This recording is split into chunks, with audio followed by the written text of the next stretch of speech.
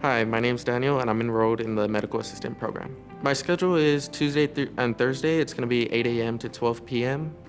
And then, of course, the rest of the schooling is online. I'm a full-time employee. I bartend nights, so having morning access really helps. Right now, we're doing a system switch, so we're kind of learning the ropes along with the professors, but they're very clear, very open about how well it's working, and they'll give you their personal cell to reach out. So it's less professor, more family oriented. It makes me feel like I'm definitely not alone in this learning environment. I chose CHCP just because it's a smaller classroom size, and coming from a big university, that's what I was looking for. I didn't want to be a face in a group of students. I wanted to be a person. The hands-on skills I've learned is, of course, vitals, blood pressure, pulse, respirations.